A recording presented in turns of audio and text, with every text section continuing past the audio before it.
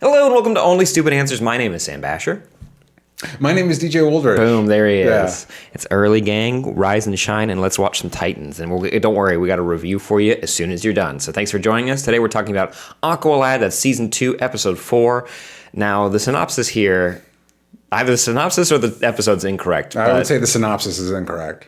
Yeah. Stuff happens. Spider-Man Homecoming. Yep. Very confusing. 4 years ago, Dick, Donna, Hawk, and Dawn formed the Titans with Garth, a.k.a.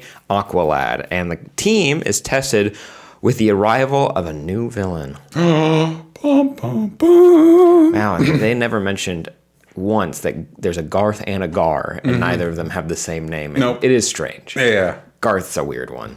It's Atlantean. Don't to be that person. Garth is a name people have. Garth? Yeah. Brooks. No, I'm the dum-dum. Gar feels weirder to me. Because I know it's Garfield, which is also a name. Yeah, which is a weird way. I've never heard it shortened that way. Yes, except in comic book. There you go. Yeah. So this one, we flash back to... 4 to 5 years later. Exactly, depending on what you believe. I want to say 5.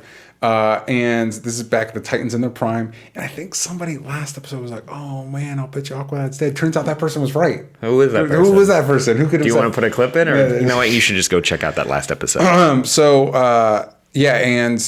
But the bulk of the episode is Garth is into Donna, understandably. And Donna is into Garth, but also has obligations, that require her to not be in a relationship. Well, she's got like a limited time. Which, by the way, this episode makes it pretty clear it's all on her. Because the lady she reports to is like, yeah, whatever you want to do. You want to stay, you want to make out, you want to do whatever, do whatever. In 6 months, like, you gotta go train or do what you need to do. You have a duty that you need to go take care of, which I'm like, that's cool that you have a limited time. Studying abroad, it was never made clear if like, is she gone forever? Possibly. But then this happened, and then also, maybe she never went at all. I don't know what Donna's responsibility or relationship to the Amazons is. No, me neither. But is she an Amazon? She's part because she has a dad that's human. So maybe was set she's on fire. Yeah. And this guy was like, I just had to do it. That was in the first episode of the season. That's when we found that out. Yeah. I just had to do it. Something else happened. But by the way, granted, that was probably shot as the finale for last season. But wouldn't this be the thing that would... She'd be most... losing your dad's pretty bad. I just feel like... Then your one-night stand / best friend. Yeah, I know. I just feel like narratively, it would have been a nice little seed to be planted of like, hey, people watch... Whatever. It doesn't matter. Season 1 was a little slapdash where it feels tighter. 100%. 100%. So we get to flashback. We see the Titans in their prime, like you said, that they're working as a well-oiled machine of Dawn and Dawn, right? Hank and Dawn. Hank and Dawn. Sorry, Dawn's the boy one, and the girl one's name is Dawn with a W. But the boy's name is Dawn. Yeah, like the girl's Donald. name is Dawn with a W. The girl's name is Donald. Yeah, it's Robin, Hawk, and Dove doing a majority of the work, and then Wonder Girl, the two most powerful members, step in and be like, "Hey, squirt gun." Hey, they're like, and now we're gonna throw a birthday party. I'll be honest, like adult birthday parties never fully make you feel good because you're adults now. You're like it's like you're never gonna get as many people as when you were a kid. Yeah. But this was like, and here's the 4 people. Let's go ahead and throw it in this penthouse. It's like it was a weird juxtaposition of like you having a party, but also this is kind of a lonely thing that you're doing. And don't worry, we're gonna pretend that you guys are 22. Sure. Well, they threw out that name. That number. Overall, I enjoyed this episode. It was like fun and silly in a way that the show hadn't normally let itself be. Because like we open with Deathstroke like tearing up, and for me, there's just like, how does he keep getting away with this? Like what? Because there's nothing subtle or secretive or anything. Like this guy's running around full costume, sniping people, multiple people, stabbing people through swords. It's like, wow. How is this guy not like number 1 on the terrorist watch list? How is anyway? But it's fun. Like it's a fun like if you want to show that he's a big scary threat, there you go.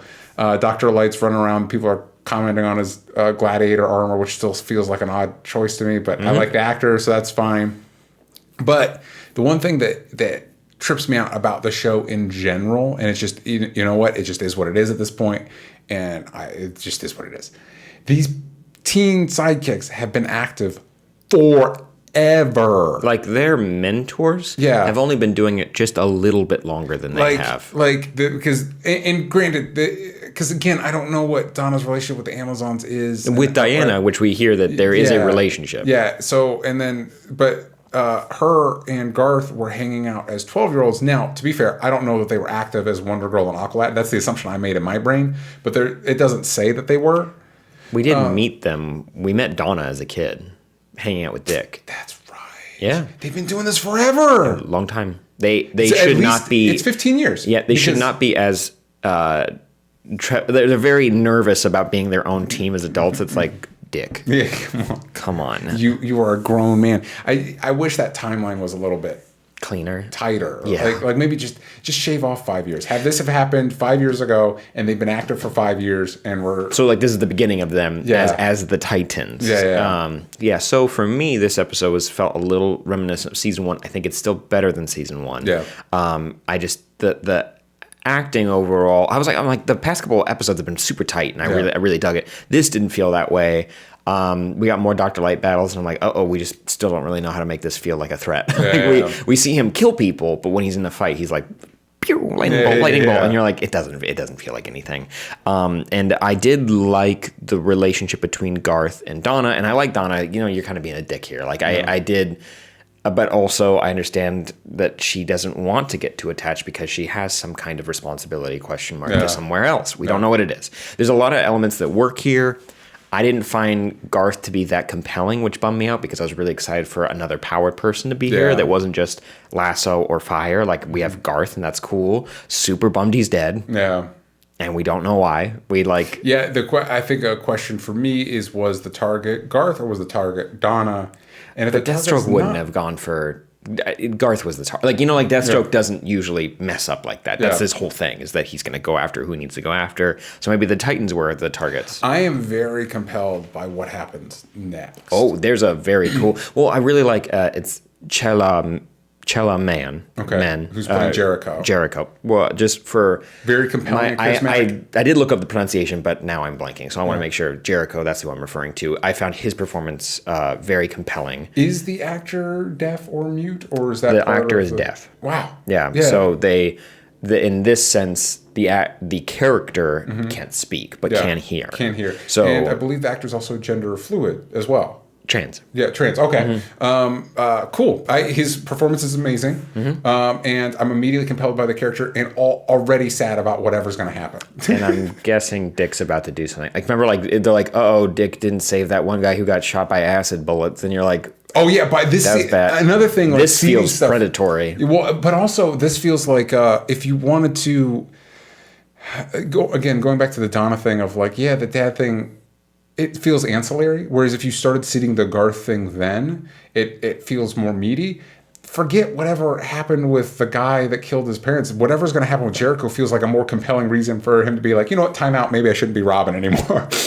He seems like he's going to do something bad. But as we see right now, Jericho already has a scar on his neck, so that's why he cannot speak. That's in the comics. That's why he cannot speak, and that's why he learns sign language. And he gets his ability is when we find out his meta ability, he's able to throw his soul or essence or brainwaves or whatever into someone else's body and control them. He also sometimes has this speaking device that's able to measure the muscles moving in his throat and make it sound like a voice. I think that's one way. I think that's how Priest right now is explaining how he can speak sometimes through people's phones or a TV or something. I like the idea. I mean, the character's super cool. It's different in the comic. I've never really thought about the complexity of trying to depict sign language in a comic. But I like that he just uses sign language here and immediately just comes across as very likable and lovely, and you just know it's just gonna get so bad. Yeah, and also it's interesting that Dick doesn't know sign language because out of or watch any Batman movie or TV show, and they always are studying Latin, and they don't know. Wait, you didn't learn sign language in that? Maybe it's part of his undercover. Good point. So he does know he knows what Jericho is saying, which is crazy that Jericho's name is Jericho. Not that that's not a name. It is. It's not normally a name. Yeah, not anymore. Dick's name is Dick. So we can't throw something. Yeah, we can't. But no, just overall the acting and the pacing of this episode felt just a little it felt back to basics, and it bummed me out. Also, but I do appreciate the episode. This episode, I see that like Deathstroke did something, has done something that has changed the dynamic of the team, and we're going to see probably that Dick is going to do something that's really not going to make it any better. Yeah, I think they're going to use Jericho to try and get to Deathstroke, and like these things do, it'll probably be like a little bit Deathstroke's fault, but also a little bit of the Titans' fault because they got Jericho involved, period. It'll probably be like kind of everybody's to blame. So in the comics, it's usually Ravager, a different brother that was part of the Titans, tries to kill the Titans, dresses up as Deathstroke, dies because heart explodes, other things. Yeah. And so Deathstroke and the Titans are kind of to blame, like you're saying. So Jericho taking that place is interesting, but also it bumps me out because Jericho's really cool. But worth mentioning, whoever his...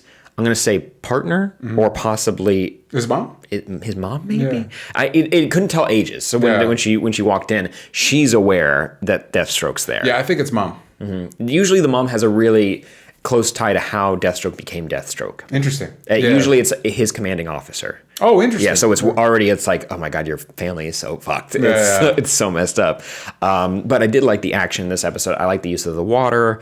That Garth just like knocked a bunch of people off of a 2-story building. They fell and we're like, nice, everybody's fine. And I like the origin for Dr. Light that we got because that actor, Michael Mosley, I think is what we found out his name was last week. He's very good, like you said. And I like the physicality and the action for Deathstroke.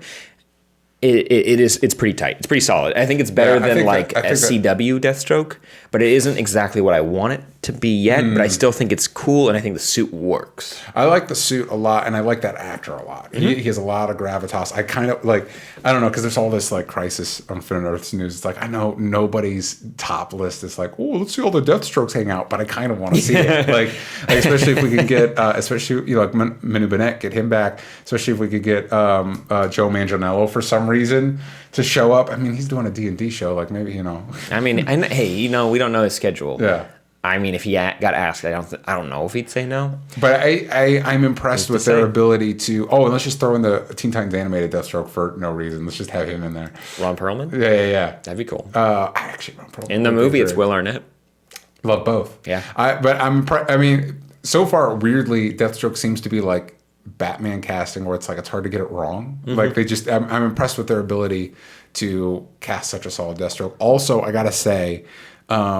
This episode has one of my favorite interactions where I liked that the characters are coming to Dick for advice, but specifically the interaction between Garth and Dick, where Dick is just kind of like, it reminds me of the Dick Grayson from season 1 of Young Justice, and it's Robin Dick Grayson, which we haven't really gotten on the show, and we wouldn't because he was kind of giving it up in season 1, and now we're transitioning into Nightwing Dick Grayson. But I liked the kind of like, he's the leader, but he's fun and he's compassionate. And it's just one of these reminders that like, oh yeah, Dick Grayson's actually one of the best characters in comics. Like he's so cool.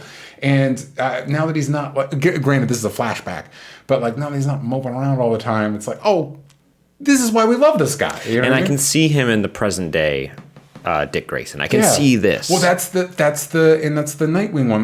He's not as fun-loving, but he's like a big brother. He's not like a dad figure. Batman's everybody's daddy, but like he's the big brother figure, and I like that, and I like where they're taking the character, and I like what Brenton Thwaites is doing with the character, and aspects like that make me very happy with this season. We learned more about Donna Troy in this episode, but we didn't learn anything that was super duper helpful. Nope. And that bums me out. We know a lot about Hawk and Dove more than we know about Corey, or. We actually know a lot about Gar, for the most part, and Raven. Donna, we don't know a lot about. Yeah. And I want to learn more about Donna because she's been here now a very long time, and I want to know more. And also, if you bring Garth back in some way, I wouldn't be mad either. Just throwing it out there. Also, we're getting Superboy at some point in this season. I think he's next or the episode after that. I'm curious. I think next episode will probably be another one of these flashback ones dealing with the Jericho situation, or maybe they'll save that for later in the season. Which would be kind of cool. Yeah. Maybe you get like flashes of it throughout episodes. Pull an arrow. Do a couple flashbacks. Yeah. That worked out for 5 years. It's interesting that this even seeds the idea of an even younger version of the Titans that's Aqualad, Wonder Girl, Robin, and Roy, because we've mentioned Roy. Now I want to see Roy. I wonder what this universe's Roy is like. It could be Flash too, Kid Flash. Maybe he's off doing maybe he's off doing his own thing. That would be interesting if like in the Flash TV show we have more of the Wallace West Flash, and this is the more classic Wally West without the Heroes in Crisis drama. Stuff. Yeah. You know, what'd be kind of fun is if there was Flash, Barry Allen, he died. Yeah. All of that happened. And Wally's Flash. Yeah, that'd be great. So he grew up like way faster than everybody else. One, it'd be fun because of his metabolism. Yeah. So he's literally aging faster, and he's like, I just don't have time for your bullshit. Yeah. Dick. Like Dick, I love you. Yeah. You're great. Who doesn't love Dick? That would be a great Yeah. that would be a great use of this kind of like multiverse storytelling that DC's, where it's like, listen, not everything has to be connected. You know what I mean? So it's like listen, Barry Allen's got his own show. For those Wally fans that want to see him as Flash, in the Titans universe, he is the Flash. That'd be cool. And they could be like, and here's Bart, and they're like, who's Bart? And it's like, oh, it's like Young Justice when they introduce Bart. You're like, wow, you're complicated, you immediately make the season more interesting when you show up, because they're like, okay, we didn't use Bart on the Flash TV show. We used XS, who served basically the same purpose. Very similar purpose. To the point where you're kind of like, do you even need Bart at this point? Yeah, exactly. So it's like we kind of already told this story. Yeah. There's not really much else to say besides like now his grandson comes, and you're like, I don't care. He comes, he's like, where's my mom? She vanished from the timeline. You're like, how do you exist? I was in. It doesn't matter. Yeah. Anyways, we're getting into the Flash talk, and we do that on Patreon. Yes. But gang, let's go ahead and rate this episode. Make sure you let us know in the comments down below what you think of it. I'd give it, because I thought it was a weaker one, I'd give it like a 7.5. It's not awful, but I found it weaker than previous episodes. I think I would give this, if I were to give it a letter grade, maybe a B minus. So I think normally I'd be 8, but I was giving everything else an 8. So maybe also 7.5, or maybe bump up the other episodes 8.5. I don't know. I think also this is better than the premiere, but weaker than the past 2 episodes. However, I still enjoyed it. Okay, yeah, I think that's a fair assessment. I definitely, I like the direction the show's going in. I'm kind of hoping that they really take out all the stops when they finally fight Deathstroke. And you do bring up a good point. We talked about this maybe on camera, off camera, but when it comes to Dove's feathers, and I'm like, oh wait, there are knives in there, and they like cut people up real It's bad. weird that I was in the fight this episode. I'm glad they took out the like bone shattering and blood shooting all over the place, except for some reason Dove, when she still fights, it's like, Dove of all the characters? Yeah, she has knives down there. Yeah. Oh, and we have to mention this, I guess, that we now see that when Dick and Dawn were together, and you're like, you're telling me the timeline here, but I'm still very confused by it. Hawk and Dove have been doing this for over 5 years. That sounds like a long time. Yeah. Okay. Yeah, but and Dick was making out with Dawn, and Hank seems surprisingly chill with it. Yeah, he's like, just shotgunning a beer with Garth, and you're like, get out of here, dude. What are you doing here? You've been on a weird third wheel. But anyways, let us know what you think in the comments down below. The comment section on these videos there's not really conflict. It's just everybody has a different opinion about this season so far. It's just like, it's always, there's very little in between. It seems like people either love it or do not. So let us know what you think about this episode, because we're a little split on it. So we want to hear from you guys. Let us know. Like, subscribe, and tune in next week for more content. Listen to our podcast at onlystupidanswers.com. Until then, we'll see you then. Bye-bye.